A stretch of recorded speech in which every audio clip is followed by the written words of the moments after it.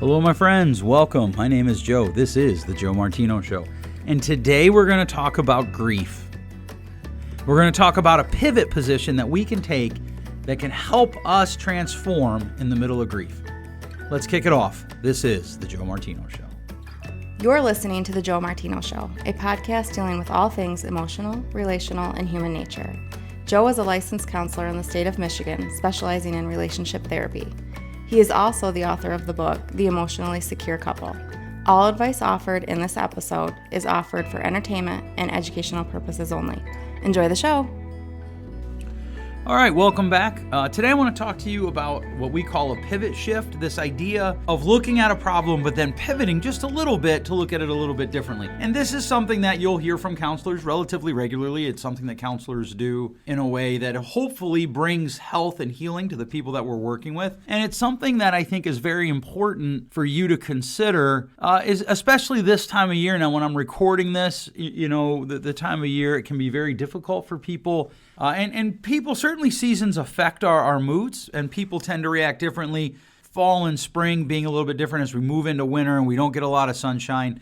Here in Michigan, a border state, as someone referred to it last week, and it caught me off guard, a border state, what happens is we get less sunshine per day than we typically need. And we will see this bubble up in people's emotions and their feelings and their stress throughout the weeks and months leading into the full onslaught of spring. And then that can bring its own troubles or its own challenges for people. I'd like you to consider this question. When you're going through something hard, something difficult, I'd like you to consider the question, what can I learn from this rather than why is this happening to me? And sometimes things happen because it is part of life and we have to understand that and we have to ask ourselves, how do I integrate this into my acceptance of life? If you know me at all, you know that one of my big mantras about life is this idea of brutal acceptance of what is. And often when I sit with people, let's be honest, I sit in the room with people and we talk about some very painful things. We talk about very painful opportunities. I was talking to a guy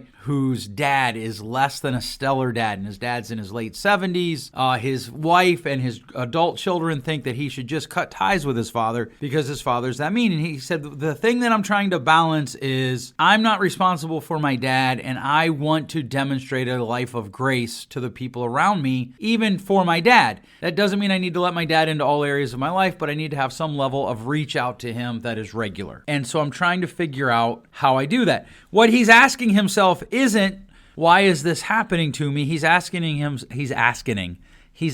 himself, what can I learn from this? How do I best live out my values? And here's where this kind of all comes together. We need to ask ourselves, what can I learn from this? What is there that I can learn from what's happening? And it doesn't mean that we can't grieve it. We can grieve.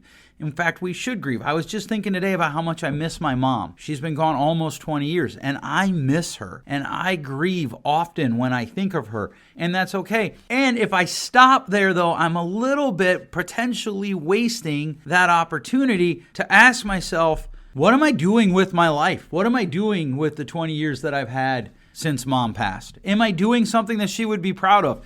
Because this is the second half of what is it teaching me. It's how am I living out my values? How am I living out who I want to be? Am I becoming the person that she would want me to be? Is who I am at whatever my age is currently, you don't need to know, is who I am at this age who she wants me to be? Am I the type of father that she would have wanted me to be? Am I the type of husband that she would have wanted me to be? Right? And because a lot of times what happens is we focus so much on the pain of our grief that we lose the benefit of our grief, because grief comes for everybody. Unfortunately, grief comes for everybody. So we want to start out with, what is this teaching me? What can I learn from what I'm going through? Especially if it's something that is interpersonally related and it's not a life issue like death. Like maybe you trusted someone that you shouldn't have trusted. Or I had a client one time who married a guy after 8 weeks of dating him. Shockingly, that did not go well. And one of the things where her and I would bang heads is I would ask her, well, what did you learn from this? And she would say, I don't know, that I can't trust people, or maybe that you shouldn't marry somebody after 8 weeks of dating them. I had a guy that was a client who stole from somebody, and he got fired for stealing. He stole from his employer, and he got fired. And I said, well, what did you learn from this? Well, no, what you should have learned, hopefully what you learned, is that you shouldn't steal, that stealing is wrong. It's not about getting caught. It's about doing right and wrong. And these two questions go hand in hand. What is this teaching me, and how do I live out my values? And we can expound on that, how to live out my values. How do I become the best version of myself that I can become? How do I use whatever this is that I'm grieving, whatever this pain is, to help shape me to become better? Because once you have experienced pain, once pain has been inflicted upon you, whether it was from something you did, something someone else did, or something the cosmos has done, what happens? You don't get out of the pain. You're going to experience it. You have experienced it. And so many people, they waste their time railing against that. I don't really deal a lot with palliative care. But essentially what that is it's a multidisciplinary approach of care for people with very complex illnesses. Often they are lifelong illnesses. Often they may even end up being terminal illnesses. And I don't do a whole lot of hospice care. But one thing that is true of both of those disciplines is that the person that's going through them has to come to a place where they can ask themselves, what is this teaching me, and how do I live out my values? How do I find meaning in this? How do I find purpose in this? Because one of the things that happens is we have this story about how life is going to go in our heads, and often we end up grieving twice. We grieve because something happens, and then we grieve because when that thing happened, what it did was it created a space where life was no longer going how we thought it was going to happen. Let's just say that you're a freshman girl. You didn't date in high school at all because you knew you went to a small school or you went to a big school, whatever. You just knew you weren't ready to date in high school. And you go to college and the first guy you date treats you awful and he breaks up with you. Or he doesn't break up with you, but he just doesn't know what he wants because he's also a college freshman. Life isn't going the way that you want it to. The question then becomes, how do you learn from this, and what do you learn out of it so that you can live out your values and become a better version of yourself, so you can become the best version of yourself? And this is the thing about grief. One of the things that I think we often struggle with is we as a society, we want suffering to not exist, and it does. We want pain to not exist, and we can't achieve that. We want grief to not happen, and we can't achieve that. I think one of the things that is afflicting our society today is we are so pain adverse that we don't lean into anything meaningful, because if we do, we're going to experience pain. So what is this teaching me? How do I live out my values? How do I become a better person? I went through the questions that I asked myself about my mom. Here's a question that I've had to ask myself as I aged. Am I aging well? Not like physically, but am I aging gracefully? So many times, my middle daughter applied to college recently. And she's like, oh, that's gross. I'm a kid. I'm a child. I'm like, no, you got to grow up. And she said, I don't want to. I said, when did growing up become the enemy? And she said, I don't know, but it is. She laughed. I laughed. We went back to grilling. But the question becomes, how do you grieve well? The pain that you're in, how do you handle it well? Part of that is you have to find the purpose in it. You have to find the meaning. But how do you grieve well to move forward? What does it mean to grieve well? But all of this starts with a pivot of, what is this teaching me? Whatever it is. And the thing of it is life is hard. If you own a business, this is a crazy time to be business owner. It just is. There are challenges that I didn't even think would exist 5 years ago. If you work for somebody, these are challenging times. Inflation right now is going up. This is not a political podcast by any means, but inflation is just a cost of living, and people are struggling to pay bills. Parenting is hard. My oldest is almost done with her freshman year of college. My youngest is almost 10. I just feel like time is just flowing by me, just flying by, and it's hard. And anytime it's hard, if we don't lean into it and we don't ask ourselves make this pivot of, what can I learn from this? Somebody said to me, I don't know, in the last 2 weeks, or I read it somewhere, I don't remember exactly, but learn-it-alls beat out know-it-alls every time. And maybe. The thing I love about that is learn it all. Like, just learn. There's a great song lyric that says, win or learn, I never lose. Of course, we all lose. There are all things we go through that are lost. There are all things that are painful. One of the things that I tell my clients regularly is all change is loss, and all loss deserves to be grieved. But good grief is more than just experiencing the pain. It's experiencing the pain and asking myself, what can I learn from it? How do I grow from this? Maybe something happened in your marriage. How do you grow from it? How do you learn from it? And I'm just going to give you a tip here, because there's an episode coming.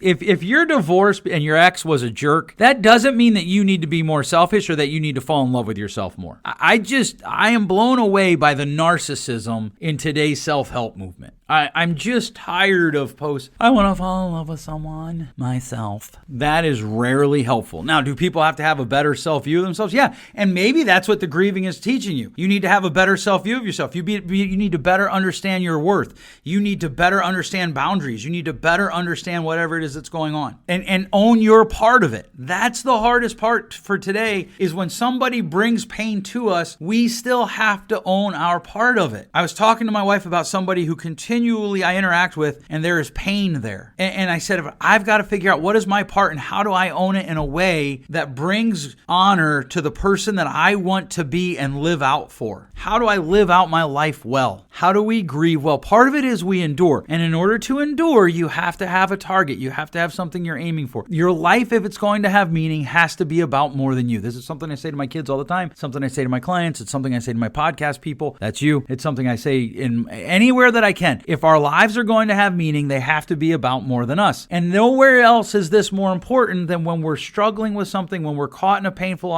narrative, when we're caught in a painful place. We have to figure out, how do we make this about more than just me? How do we grow our life? How do we grow our life so that it's not just about us? The world does not need more selfish people.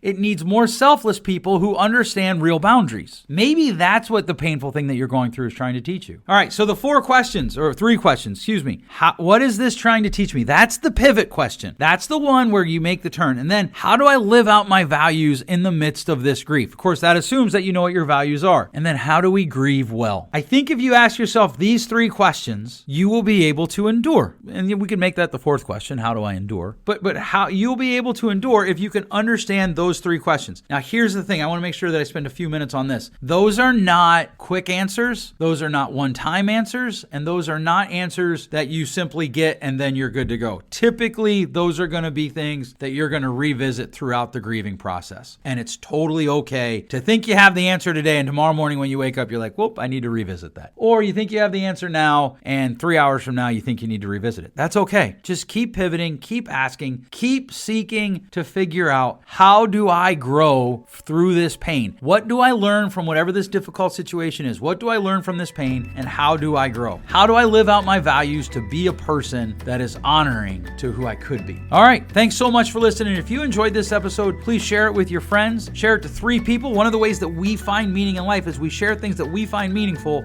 with other people. If you have any questions, feel free to send me an email, joe@joemartino.com. Please put podcast in the subject line or it might get missed. All right. Thanks so much for listening. We'll catch you next week.